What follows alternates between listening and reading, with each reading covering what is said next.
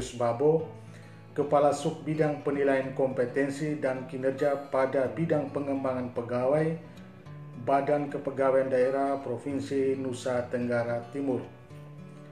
Video ini merupakan video yang pertama dari seri atau rangkaian video tutorial penilaian prestasi kerja online yang akan dibuat oleh saya dan kawan-kawan dari Sub Bidang Penilaian Kompetensi dan Kinerja. Pada kesempatan yang pertama ini, saya akan menjelaskan tentang konsep dasar penilaian kompetensi dan penilaian kinerja yang merupakan bagian penting dari pengembangan karir seorang pegawai negeri sipil. Karena itu, saya akan menjelaskan hal yang melatar belakangi lahirnya Undang-Undang Nomor 5 Tahun 2014 yang kemudian menjadi buku suci atau kitab suci dalam tanda petik bagi setiap aparatur sipil negara. Dalam rangka pelaksanaan cita-cita bangsa dan tujuan negara sebagaimana tercantum dalam Undang-Undang Dasar 1945, perlu dibangun ASN yang memiliki integritas, profesional, netral dan bebas dari intervensi politik, bebas dari praktik KKN, serta mampu menyelenggarakan pelayanan publik dan mampu menjalankan peran sebagai unsur perekat persatuan dan kesatuan bangsa berdasarkan Pancasila dan Undang-Undang Dasar 1945.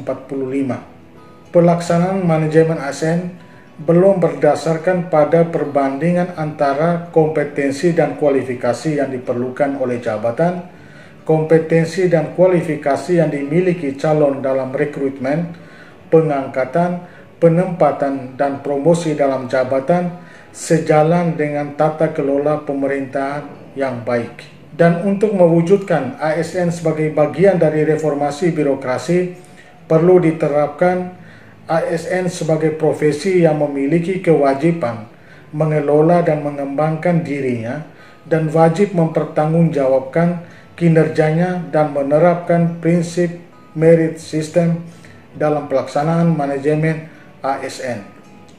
Undang-Undang Nomor 8 Tahun 1974 tentang pokok-pokok kepegawaian sebagaimana telah diubah dengan Undang-Undang Nomor 43 Tahun 2009 tentang perubahan atas Undang-Undang Nomor 8 Tahun 1974 tidak sesuai lagi dengan tuntutan nasional dan tantangan global sehingga perlu diganti dengan Undang-Undang Nomor 5 Tahun 2014 tentang aparatur sipil negara.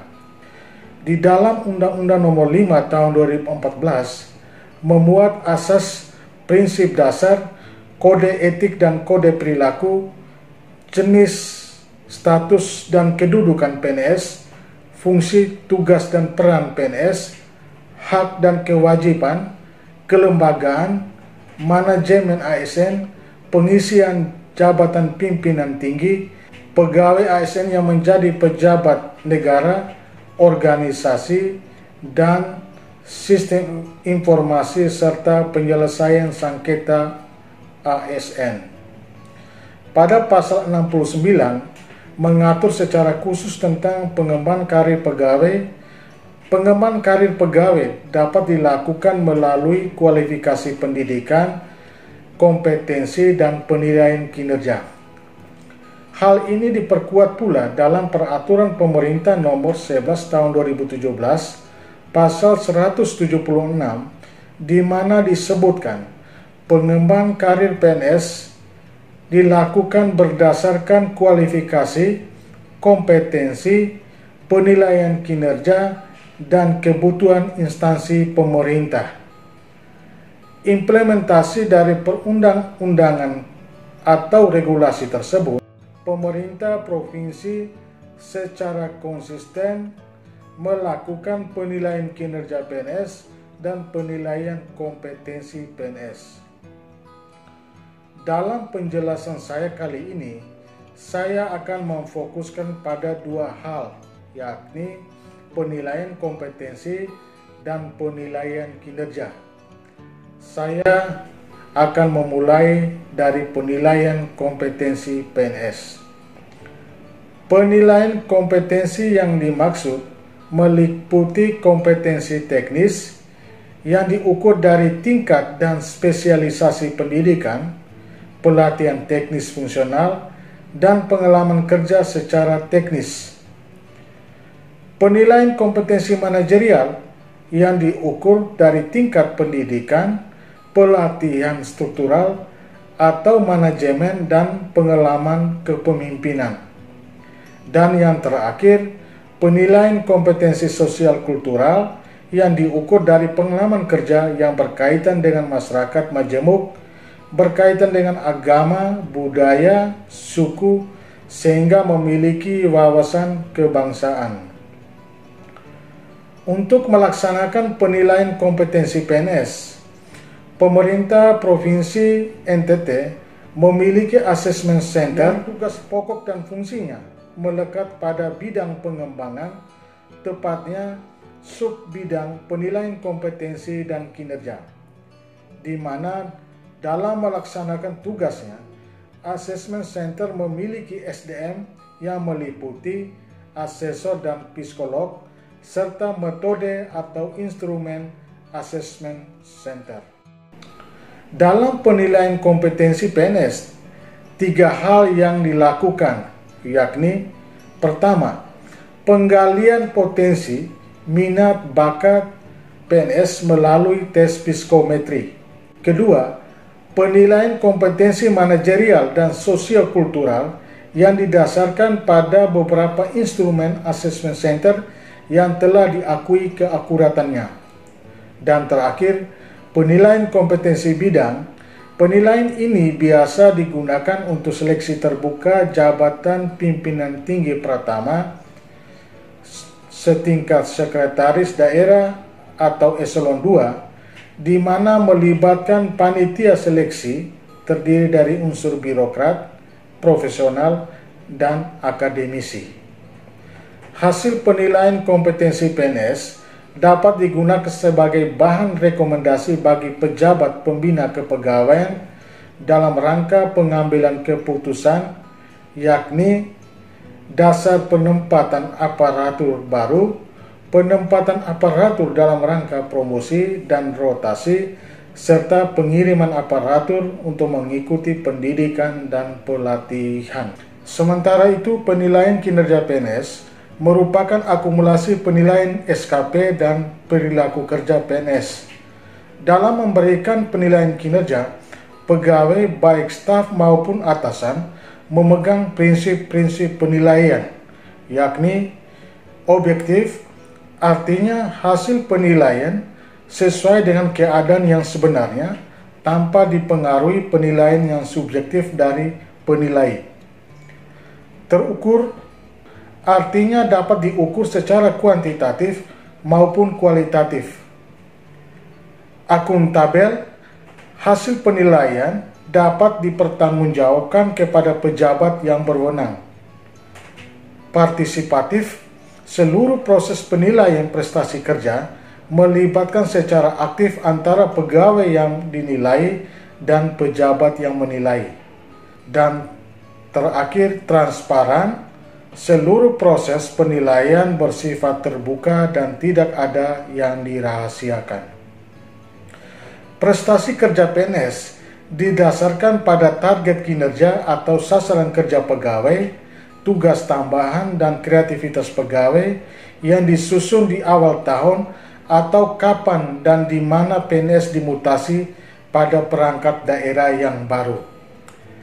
SKP adalah rencana kerja dan target tahunan yang akan dicapai seorang PNS yang dibuat berdasarkan rencana kerja tahunan harus mendapat persetujuan atasan langsung. Di dalam SKP harus memuat tugas pokok jabatan dan target yang bersifat nyata dan dapat diukur. Setiap PNS diberi uraian tugas secara proporsional sesuai dengan tupoksi sub-bidang atau sub-bagian atau bidang masing-masing pada perangkat daerah.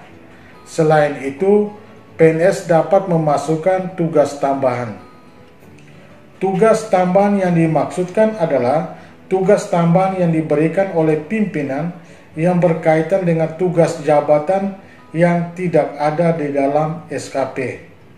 Tugas tambahan yang dilakukan dalam setahun sebanyak 1-3 kali diberi nilai 1. 4-6 kali diberi nilai 2 dan sebanyak 7 kali atau lebih diberi nilai 3. Sedangkan kreativitas, yakni kemampuan PNS untuk menciptakan sesuatu gagasan atau metode pekerjaan yang bermanfaat bagi organisasi. Apabila hasil yang ditemukan sesuatu yang baru dan bermanfaat bagi unit kerjanya, serta dibuktikan dengan surat keterangan unit kerja atau pejabat eselon 2, diberi nilai 3. Jika sesuatu yang baru dan bermanfaat bagi unit kerjanya dan dibuktikan dengan surat keterangan eselon 1, diberi nilai 6. Dan jika sesuatu yang baru dan bermanfaat bagi unit kerjanya dan dibuktikan dengan surat keterangan dari pimpinan tinggi negara, diberi nilai 12. SK ini kemudian menjadi kontrak kinerja antara bawahan dengan atasan, yang mana di dalamnya mencakup aspek kuantitas, ukuran atau banyaknya hasil kerja yang dicapai, kualitas, ukuran mutu setiap hasil kerja yang dicapai, waktu, ukuran lamanya setiap hasil proses yang dikerjakan, biaya, besaran anggaran yang digunakan untuk membiayai setiap hasil kerja, dan yang terakhir, angka kredit, khususnya untuk pejabat fungsional tertentu, target kinerja berdasarkan angka kredit. Total nilai prestasi kerja PNS yang dipakai hanya 60% dari total keseluruhan sebagai kontribusi terhadap penilaian prestasi kerja pegawai. Sedangkan perilaku kerja PNS merupakan aspek pengamatan atasan langsung terhadap setiap tingkah laku, sikap, atau tindakan yang dilakukan oleh PNS atau tidak melakukan sesuatu yang seharusnya dilakukan sesuai dengan ketentuan perundang-undangan. Di sini seorang atasan langsung berhak untuk mengamati perilaku bawahannya. Adapun aspek-aspek yang diamati adalah orientasi pelayanan, yakni sikap dan perilaku kerja PNS dalam memberikan pelayanan kepada masyarakat, rekan kerja, unit kerja, dan instansi kerja lain. Integritas, yakni kemampuan PNS untuk bertindak sesuai nilai dan norma dan etika dalam organisasi.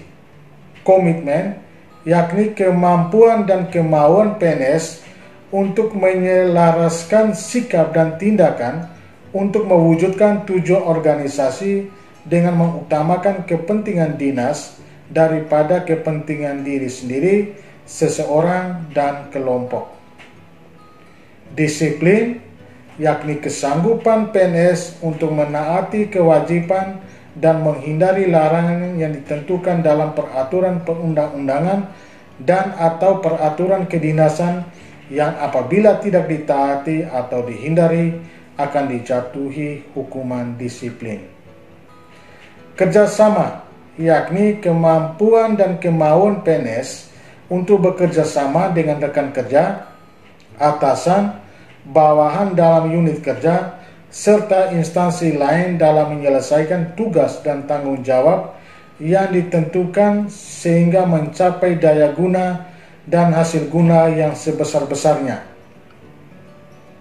Kepemimpinan, yakni kemampuan dan kemauan PNS untuk memotivasi atau mempengaruhi bawahan atau orang lain yang berkaitan dengan bidang tugasnya demi tercapai tujuan organisasi.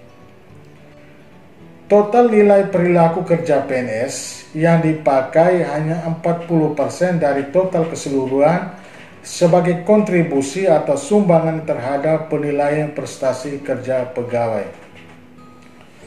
Adapun gradasi penilaian prestasi kerja PNS, yakni 91 ke atas dikategorikan sangat baik, 76 sampai 90 dikategorikan baik, 60 sampai dengan 75 dikategorikan cukup, 51 sampai 60 dikategorikan kurang, dan 50 ke bawah dinyatakan buruk. Pegawai diberi hukuman disiplin sedang jika nilai prestasi kerja pegawai lebih besar atau sama dengan 25 dan lebih kecil atau sama dengan 50. Sanksinya berupa penundaan kenaikan gaji berkala selama 1 tahun, penundaan kenaikan pangkat selama 1 tahun, dan penurunan pangkat setingkat lebih rendah selama 1 tahun.